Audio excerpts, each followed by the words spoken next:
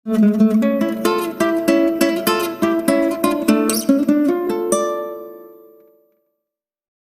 semuanya, selamat datang di Novel Time. Semoga suka dengan ceritanya. Tapi pastikan kalian sudah like, komen, subscribe dan share ya. Agar Mimin lebih semangat buat kontennya. Jody mengepalkan kedua tangannya, kesal dengan sapaan Hendra. Ben melangkah maju, menatap Hendra dan berkata, "Berani banget kamu, penasaran nggak kamu nanti matinya gimana?" Hendra menundukkan kepalanya, memberikan penghormatan kepada para Dominik dan berkata, "Saya asisten Pak Askara Satya, Hendra, senang bisa bertemu dengan 3 penguasa Asia Tenggara. Mohon ampun dari bapak-bapak sekalian, saya masih ingin hidup." Hendra tahu, dia tidak boleh berbohong di dalam situasi seperti ini kalau tidak ingin mati. Menutupi kebenaran adalah hal terbodoh yang bisa dia lakukan saat ini. Di antara ketiga Dominik bersaudara, ada satu yang sedang duduk di atas sofa. Tangannya terulur, mengikuti sandaran sofa. Aura yang dikeluarkan laki-laki itu sangat kuat, Hendra bisa merasakannya dengan jelas. Orang itu, sudah pasti Sandi Dominik, yang paling berkuasa di antara ketiga Dominik bersaudara. "Menurutmu, kamu masih bisa lihat Askara waktu dia datang?" tanya Ben kesal. Hendra kembali dari lamunannya. Bulu kuduknya berdiri mendengar pertanyaan itu. "Tolong, Pak. Jangan apa-apakan saya." Buk, perut Hendra ditonjok sampai isi makan siangnya terkocok. Kakinya seketika lemas, dan dia memuntahkan sebagian dari apa yang dimakannya semalam. Mereka ini, terlalu kejam. Laras meregangkan seluruh tubuhnya saat terbangun dari tidur. Saat membuka mata, Laras baru tersadar kalau dirinya sedang berada di atas kapal bersama seorang laki-laki. Sesuatu tiba-tiba melintas di dalam pikirannya, membuatnya secara spontan berteriak dan melihat ke arah tubuhnya. Tidak ada apa-apa. Pakaiannya masih sama persis seperti yang kemarin. Laras merasa lega karena ternyata semua itu hanya imajinasinya saja. Laki-laki yang bersamanya tidak seburuk yang dia bayangkan. Seorang gentleman yang bisa dia andalkan. Tidak semua laki-laki ternyata berpikiran kotor. Saat keluar dari dalam kabin, seseorang yang sedang duduk di kursi bar sambil menyesap minumannya mengagetkan Laras. Laki-laki itu duduk menyamping. Satu kakinya terjulur, sementara kaki yang lainnya tertekuk, menahan beban badannya di rangkai kursi. Tangannya mentuar mutar gelas anggur. Seksi sekali pemandangan ini. Merasakan kehadiran Laras, Askara pun menoleh. Dia tersenyum kecil dan bertanya, "Gimana? Nyenyak nggak tidurnya?" Laras mendekat lalu duduk di kursi di samping tempat laki-laki itu duduk. "Kamu dari semalam di sini terus?" "Iya," jawab Askara singkat. "Wow," pikir Laras di dalam hatinya. Laki-laki ini ternyata seorang gentleman seperti Jody. Lebih tepatnya, dia tidak terlihat seperti seorang laki-laki baik, tapi tindakannya menunjukkan yang sebaliknya. Buktinya, semalam dia tidur dalam pengaruh alkohol, tapi tidak terjadi apa-apa. "Aku masih belum tahu namamu. Kita udah kenalan belum sih?" tanya Laras. Saat Askara baru saja mau menjawab, ponselnya berdering.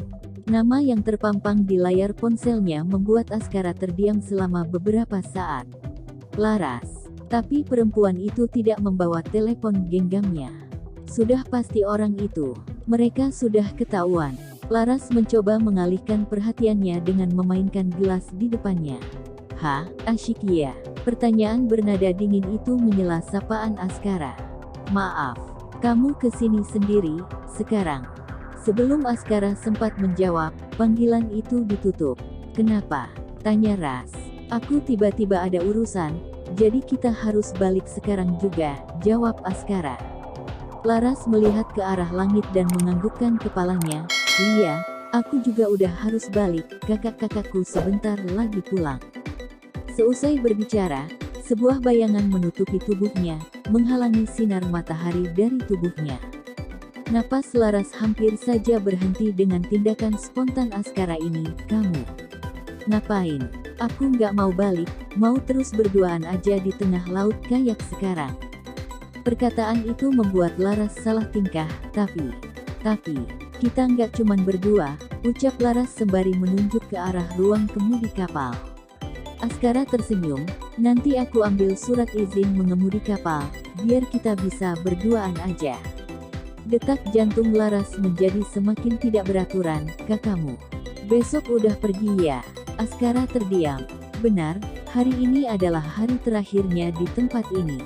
Sesampainya kembali di dermaga, Laras mengikuti Askara turun dari kapal. Laki-laki itu terus menjaga setiap langkah Laras, seolah-olah memperlihatkan bagaimana perempuan itu sangat rapuh. Tindakan ini jelas membuat Laras berbunga-bunga. Saat mereka sedang menyeberangi jembatan bambu, Laras tidak sengaja melihat jauh ke depan. Betapa terkejutnya dia saat melihat Jody sedang berdiri menunggunya. Dia langsung mengalihkan pandangannya, tidak berani saling bertatap dengan laki-laki itu. Tanpa sadar Laras menarik tangannya, tapi Askara memegangnya erat-erat. Udah ketahuan juga, kata Askara. Benar juga, pikir Laras. Buat apa dia bersembunyi lagi kalau sudah ketahuan? Apa yang Jody sedang pikirkan saat menangkap basah dirinya? Akankah laki-laki itu melapor kepada para Dominic? Kalau sampai iya, sial sekali dirinya. Seluruh tubuh Jody memanas saat melihat Askara tidak kunjung melepaskan tangan Laras. Dia tidak pernah melihat laki-laki itu secara langsung, meskipun sudah berkali-kali membeli anggur darinya. Lain kali, siapapun pelanggannya, dia harus lebih berhati-hati lagi. Setelah menyeberangi jembatan bambu, Askara mengabaikan tatapan penuh amarah Jody dan berkata, "Terima kasih Pak Jody buat kapalnya." Jody mencoba menahan amarahnya. Dia mengalihkan pandangannya ke arah Laras. "Laras, kamu ikut aku ke kebun anggur." Laras terkejut, "Mau apa di kebun anggur? Udah telat ini, aku harus pulang sekarang." "Nanti aja pulangnya, aku ada urusan sama kamu sebentar," balas Jody.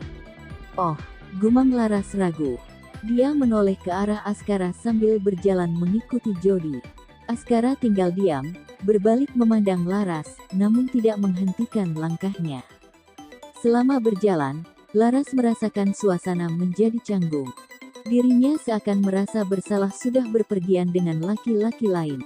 "Kamu kayaknya salah sangka deh. Kita cuman pergi menikmati pemandangan laut aja.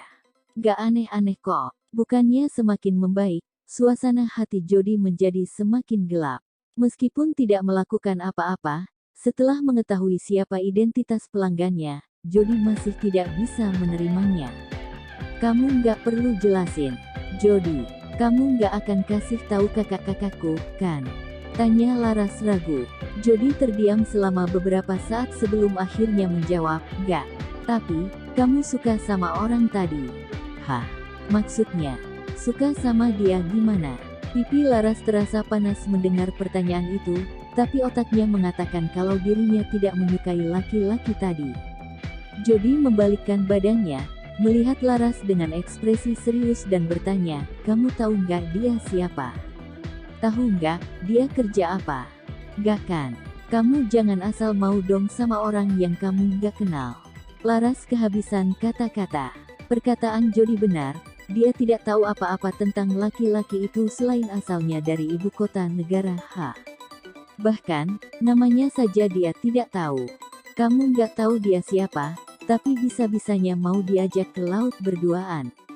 Kalau dia jahat, terus kenapa-kenapa, aku sama kakak-kakakmu nggak mungkin bisa datang tepat waktu." "Kamu." Jody tidak bisa menyembunyikan betapa khawatir dirinya terhadap Laras. Terima kasih semuanya. Jangan lupa like, komen, subscribe dan share-nya ya.